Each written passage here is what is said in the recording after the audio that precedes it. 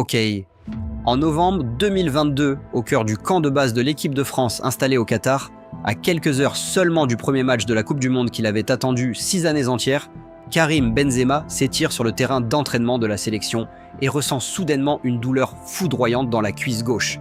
Les médecins se précipitent, les examens passés dans les minutes qui suivent confirment immédiatement le verdict.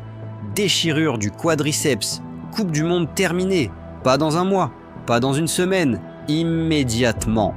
Et le lendemain matin, pendant que ses coéquipiers peaufinaient leur préparation au mondial, Benzema faisait ses valises pour rentrer à Madrid, seul, sans avoir disputé un seul match, sans avoir même eu la chance d'enfiler le maillot bleu dans le plus grand tournoi du monde. Il y avait quelque chose d'une ironie cruelle dans tout ça, parce que cette Coupe du Monde n'était pas simplement un grand tournoi pour lui, c'était la grande chance de boucler la boucle, de prouver une dernière fois à tous ceux qui l'avaient cloué au pilori pendant des années entières que le meilleur joueur du monde en 2022 pouvait aussi emmener son pays au sommet. Sauf que la plupart des gens ne réalisaient pas vraiment à quel point le chemin pour en arriver là avait été long, douloureux et par moments totalement injuste. Car avant le Ballon d'Or, avant les hat-tricks en Ligue des Champions qui avaient fait le tour du monde, avant que tout le monde ne soit soudainement d'accord pour dire que Benzema était l'un des plus grands attaquants de l'histoire du football mondial. Il y a eu 10 ans où une large partie du monde avait simplement décidé qu'il n'était pas assez bon. 10 ans où sa carrière avait été définie non pas par ses buts, mais par les scandales, les controverses et les jugements des autres. 10 ans où même le Premier ministre de France s'était permis de commenter son cas à la télévision en expliquant qu'un grand sportif doit être exemplaire, faute de quoi il n'a pas sa place en équipe nationale. Et selon les propres mots de Benzema, prononcés dans la tempête, Deschamps avait cédé à la pression d'une partie raciste de la France. Une phrase qui avait déclenché un tel niveau de polémique que la maison du sélectionneur à Concarneau avait été taguée dans la nuit. Voilà à quel niveau de chaos se trouvait la situation, à seulement 28 ans. Et pour comprendre comment une seule saison a suffi à faire taire absolument tout le monde, il faut commencer par le tout début. Car dans les ruelles de Bron, commune de la banlieue lyonnaise, il y avait un gamin qui n'avait pas encore 10 ans et qui reproduisait les coups de rein de Ronaldo El Fenomeno dans la cour, souvent jusqu'à tomber à genoux d'épuisement, avant de se relever et de recommencer. Ses proches racontent qu'il regardait les cassettes de son idole en boucle jusqu'à en connaître chaque geste par cœur, qu'il rejoignait les plus grands dans la rue pour des matchs qui duraient jusqu'à ce que sa mère vienne le chercher, et qu'il pleurait littéralement si on lui disait qu'il devait rentrer avant d'avoir marqué. C'est avec cet état d'esprit qu'il intègre le centre de formation de l'Olympique lyonnais à 10 ans. Pas avec l'air d'un gamin heureux d'être là, mais avec l'air d'un joueur qui sait exactement ce qu'il vient chercher. En 2005, à tout juste 17 ans, il signe son premier contrat professionnel et inscrit son premier but en Ligue 1 contre Metz, devenant par la même occasion le plus jeune joueur de l'histoire du club à marquer en championnat, et déjà les observateurs du football français commencent à chuchoter que Lyon tient là quelque chose d'exceptionnel. Ce qui suit, c'est 4 titres de champion de France consécutifs entre 2005 et 2008, une Coupe de France en 2008 gagnée face au PSG et une montée en puissance continue qui culmine lors de la saison 2007 à 2008 où il finit avec 20 buts en championnat et décroche la 2e place du trophée du meilleur joueur français de l'année derrière Franck Ribéry à tout juste 20 ans, devant des joueurs qui avaient 5, 6, 7 ans de plus que lui. À ce moment-là, les plus grands clubs du continent se positionnaient. Arsenal, Chelsea, le Bayern Munich avaient tous des émissaires qui assistaient à ces matchs. Mais c'est le Real Madrid qui frappe en premier, déboursant 35 millions d'euros à l'été 2009. Et en plus de ça, on lui confie le numéro 9. Le même numéro 9 qu'avait porté Ronaldo El Fenomeno lors de son passage au Real. Son enfance entière tenait dans ce détail. Sauf que ce qu'il attendait à Madrid allait lui rappeler très vite que le football n'est pas un film. Ses débuts sous Manuel Pellegrini sont laborieux. Non pas parce qu'il manquait de talent, mais parce que ce même été, le Real Madrid avait recruté Cristiano Ronaldo pour 94 millions d'euros, Kaka pour 65 millions et Xabi Alonso pour 30 millions. Dans cet environnement de stars payées à prix d'or, Benzema n'était pas la vedette. Il était presque une pièce parmi d'autres dans un puzzle gigantesque. Et les supporters espagnols, peu cléments avec ceux qui n'explosent pas immédiatement, ont vite commencé à manifester leur impatience. Il marque quand même 9 buts en Liga lors de cette première saison, Ce qui, pour un joueur de 21 ans qui débarque dans un nouveau pays, une nouvelle langue, un nouveau système, est loin d'être une catastrophe. Mais peu importe, il sera sifflé. L'arrivée de José Mourinho en 2010 change les choses. Le technicien portugais, qui ne travaille qu'avec des systèmes ultra précis, identifie immédiatement en Benzema un attaquant capable de combiner, de presser haut, de tenir le ballon dos au but et de créer des espaces pour les autres sans jamais perdre en efficacité. La saison 2011 à 12, sous ses ordres, Benzema marque 21 buts en Liga et contribue de manière directe au titre de champion d'Espagne décroché avec un record absolu de 100 points, un record de Liga encore inégalé à ce jour. Mais dans les journaux, on ne parle que de Cristiano Ronaldo qui finit la même saison avec 50 buts en championnat. Et peu à peu, cette image s'installe dans les têtes comme une vérité absolue. Benzema ne peut marquer que parce que Ronaldo attire toutes les défenses. Sans lui, qu'est-ce qu'il vaut vraiment? La question sera répétée pendant des années, dans des dizaines d'émissions, par des centaines de consultants, jusqu'à devenir le fond sonore permanent de la carrière de Benzema au Real Madrid. Ce discours, il le supporte en silence. Saison après saison, il marque 21 buts, 23 buts, 24 buts, et 1, 2, puis 3. Ligue des Champions remportée avec le Real en 2016, 2017 et 2018. Un palmarès qui ferait rêver n'importe quel attaquant du monde entier. Mais il y a toujours cette question qui revient, comme un refrain. Et puis en octobre 2015, quelque chose se produit qui va transformer toute cette polémique sportive en quelque chose de bien plus grave. Lors d'un rassemblement de l'équipe de France à Clairefontaine pour préparer un match contre l'Arménie, Benzema frappe à la porte de la chambre de son coéquipier Mathieu Valbuena. Valbuena fait face depuis des mois à une tentative de chantage. Des individus détiennent une vidéo intime le mettant en scène et menacent de la diffuser. Benzema lui dit qu'il peut arranger les choses, qu'il connaît quelqu'un de confiance pour gérer le problème. Valbuena sort de la chambre, comme il le dira lui-même des années plus tard, complètement choqué, réalisant que son coéquipier en sélection est en réalité lié au maître chanteur. Ce que Benzema ne sait pas, c'est que les enquêteurs avaient déjà mis les deux hommes sur écoute. 5 jours plus tard, les deux joueurs sont bannis de la sélection nationale. Le 4 novembre 2015, Benzema est placé en garde à vue pour complicité de tentative de chantage, avec jusqu'à 5 ans de prison et 75 000 € d'amende à la clé. La France entière s'embrasse, les politiques prennent position. Manuel Valls déclare publiquement que les grands sportifs se doivent d'être exemplaires et n'ont pas leur place en équipe de France dans le cas contraire. Et Benzema, blessé, répond dans la presse espagnole que Deschamps a cédé à la pression d'une partie raciste de la France. Une phrase qui provoque un tel niveau de scandale que la maison du sélectionneur à Concarneau est taguée dans la nuit, que la Fédération française de football porte plainte pour diffamation, et que Benzema se retrouve au cœur d'une tempête médiatique d'une ampleur qu'il n'avait jamais connue.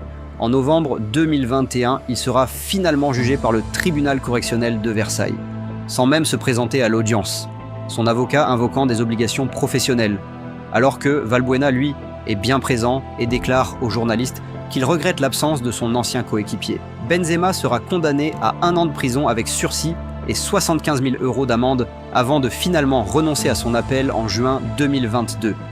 Entérinant sa condamnation sans jamais avoir eu de confrontation directe avec Valbuena au tribunal. Quoi qu'il en soit, la conséquence immédiate dès la fin de l'année 2015, c'est une exclusion de l'équipe de France qui va durer 5 ans et demi.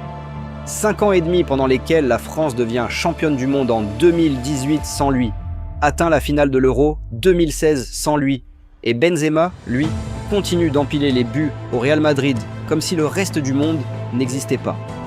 24 buts en championnat en 2015 à 2016, une 3e puis une 4e Ligue des Champions dans la foulée, jusqu'au départ de Cristiano Ronaldo pour la Juventus en juin 2018, l'événement que tout le monde attendait depuis des années pour voir enfin ce que Benzema valait vraiment tout seul. La première saison sans Ronaldo, 2018 à 19. Benzema marque 21 buts en Liga et distribue 6 passes décisives dans une équipe qui galère par ailleurs et se fait éliminer dès les 8e de finale de la Ligue des Champions par l'Ajax Amsterdam. La presse en profite aussitôt pour souligner que sans Ronaldo, le Real est une équipe ordinaire. Mais Benzema ne s'arrête pas. 2019 à 20 et 1 but, 8 passes décisives, champion d'Espagne. 2020 à 20 et 1, 23 buts, 9 passes décisives, demi-finale de Ligue des Champions. Chaque saison, un peu mieux, un peu plus de responsabilité, un peu plus d'autorité dans le vestiaire, jusqu'à devenir, sans que personne ne l'annonce officiellement, le patron de toute l'attaque madrilène. Et c'est en novembre 2020 qu'une anecdote particulièrement révélatrice fait le tour des réseaux sociaux. Lors d'un match de Liga, un micro de bord de terrain capte clairement Benzema en train de dire à Ferland Mendy de ne pas passer à Vinicius Junior pendant la rencontre, lui expliquant que le Brésilien ne les aidait pas suffisamment à conclure. Les fans de Vinicius sont furieux, la presse s'en empare immédiatement, et Benzema se retrouve de nouveau au centre d'une polémique. Ce que personne ne peut imaginer à ce moment précis, c'est que ces deux mêmes joueurs vont former l'un des duos les plus dévastateurs de l'histoire récente de la Ligue des Champions, 24 mois à peine plus tard. En mai 2021, après 5 ans et demi d'absence forcée, Didier Deschamps rappelle Benzema en équipe de France pour l'Euro, parce que les performances de l'attaquant au Real Madrid étaient tout simplement trop impressionnantes pour continuer à être ignorées. Et quelques mois plus tard, l'équipe de France remporte la Ligue des Nations en octobre 2021 avec Benzema en grande forme, décisif lors des matchs les plus importants. Son retour en bleu ne ressemble pas à celui d'un homme qui revient humblement après une longue absence. Il ressemble à celui d'un joueur qui n'avait jamais vraiment eu le sentiment d'avoir quitté l'équipe dans sa tête. Et c'est là que commence la saison, celle dont on parlera encore dans 20 ans quand on évoquera les plus grandes années individuelles de l'histoire du football européen. Carlo Ancelotti revient sur le banc du Real Madrid et lui dit clairement « C'est ton équipe, fais comme tu l'entends ». Benzema, 34 ans à l'approche, commence la saison 2021 à 22, sur des bases absolument ahurissantes. En championnat, il finit avec 27 buts en 32 matchs de Liga, terminant meilleur buteur de la compétition et champion d'Espagne. En cours de saison, le 14 mars 2022, contre la Real Sociedad, il inscrit le but qui lui permet d'atteindre 413 réalisations, toutes compétitions confondues entre club et sélection nationale, dépassant Thierry Henry et ses 411 unités pour devenir officiellement le meilleur buteur français de l'histoire du football. Devant Henry, devant Platini, devant absolument tout le monde. Mais c'est en Ligue des Champions que le monde entier va vraiment ouvrir les yeux, une bonne fois pour toutes. En mars 2022, le Real Madrid reçoit le PSG au Bernabéu en 8e de finale retour. Avec une avance d'un but à l'aller en faveur des Parisiens, Mbappé marque avant la mi-temps pour creuser l'écart à 2 buts sur l'ensemble des 2 matchs. Le stade commence à se taire et la rencontre semble définitivement pliée. Et c'est là que Benzema entre dans la légende. En l'espace de 17 minutes en seconde mi-temps, il marque 3 buts pour renverser complètement la situation, devenant au passage le plus vieux joueur de l'histoire de la Ligue des Champions à signer un hat-trick à 34 ans et 4 jours, dépassant son compatriote Olivier Giroud. Par ailleurs, ce soir-là, c'était sa 500e apparition sous les couleurs du Real Madrid, un chiffre que seul Roberto Carlos, parmi les joueurs étrangers, avait atteint dans l'histoire du club. Le 3e but, le plus absurde de tous, est intervenu seulement 17 secondes après la reprise de jeu, lorsque Marquinhos, paniqué, rate complètement sa relance et offre le ballon directement dans les pieds de Benzema. Le stade explose. Le PSG, avec Messi, Neymar et Mbappé réunis pour plus de 600 millions d'euros, venait d'être renversé par un homme de 34 ans qu'on disait fini depuis des années. Malgré tout, Benzema n'avait pas encore dit son dernier mot. Un mois plus tard, le Real se déplace à Stamford Bridge pour le quart de finale aller contre Chelsea, les champions d'Europe en titre. En moins de 25 minutes, Benzema inscrit 2 têtes somptueuses, avant de compléter son hat-trick en début de seconde mi-temps sur une maladresse d'Edouard Mendy, qui lui cède bêtement le ballon dans sa propre surface en essayant de relancer. 2 hat-tricks consécutifs en Ligue des Champions. Il devenait le 4e joueur de l'histoire à accomplir cette performance dans la compétition, aux côtés de Messi, Ronaldo et Luis Adriano. Et son coéquipier Thibaut Courtois, qui en avait pourtant vu d'autres dans les cages du Real Madrid, déclarait après le match « Benzema est tout simplement le meilleur numéro 9 du monde ». 10 ans de porteur de ballon de Ronaldo venaient de perdre tout leur sens en l'espace de quelques semaines. Pire encore pour tous ses détracteurs, le Real poursuit sa route jusqu'en demi-finale contre Manchester City. Au Bernabéu, à 2 minutes du terme du match retour, les Citizens menaient 5-3 sur l'ensemble des 2 rencontres. le titre de champion d'Europe semblait leur tendre les bras. Et déjà, les journalistes préparaient leurs papiers sur la fin de la campagne madrilène.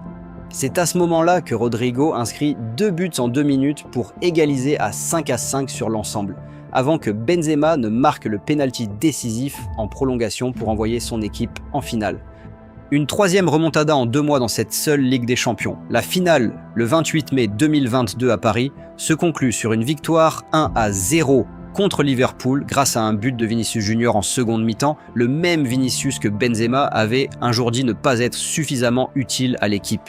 Sa 5e Ligue des Champions, la première en tant que capitaine incontesté et leader absolu d'un vestiaire.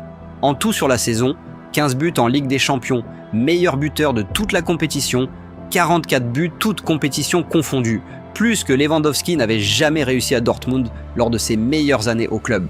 En août 2022, l'UEFA lui remet le titre de joueur de l'année et lors de la Supercoupe de l'UEFA contre l'Eintracht Francfort, il inscrit son 324e but sous les couleurs du Real Madrid, dépassant Raúl pour devenir le 2e meilleur buteur de toute l'histoire du club, derrière Cristiano Ronaldo seulement. Et le 17 octobre 2022, au Théâtre du Châtelet à Paris, Zinedine Zidane en personne lui remet le Ballon d'Or France Football, devenant le 5e Français de l'histoire à remporter ce trophée, après Raymond Kopa, Michel Platini, Jean-Pierre Papin et Zidane lui-même en 1998. Benzema prend le micro, fait une pause et dit simplement « Ce Ballon d'Or est le Ballon d'Or du peuple ». La salle explose. 10 ans de critiques, 10 ans de questions sur sa valeur, 10 ans de « il ne vaut rien sans Ronaldo », balayé en une seule phrase. 3 semaines plus tard, il est au Qatar avec l'équipe de France pour préparer la Coupe du Monde. Et c'est lors d'un entraînement le 19 novembre que ça arrive. La douleur dans la cuisse gauche, le verdict médical immédiat, le retour à Madrid dès le lendemain.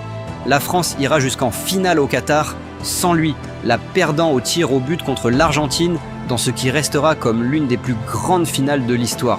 Et Benzema regardera tout ça depuis son canapé madrilène, la cuisse dans la glace, sachant que c'était peut-être la dernière vraie chance de décrocher le seul grand trophée qui manquait à sa collection. La saison 2022 à 23 qui suit n'est plus tout à fait la même. Il revient de blessure, marque tout de même 19 buts en Liga et 4 en Ligue des Champions. Mais le Real est éliminé en quart de finale par Manchester City et en fin de saison, la page se tourne officiellement. Après 14 ans, 648 matchs et 354 buts, toute compétition avec le Real Madrid, 2e meilleur buteur de l'histoire du club derrière Ronaldo, Karim Benzema quitte la capitale espagnole pour rejoindre Al Ittihad en Arabie Saoudite, pour un salaire estimé à près de 200 millions d'euros par an. Sa première saison là-bas, 2023 à 24, est compliquée.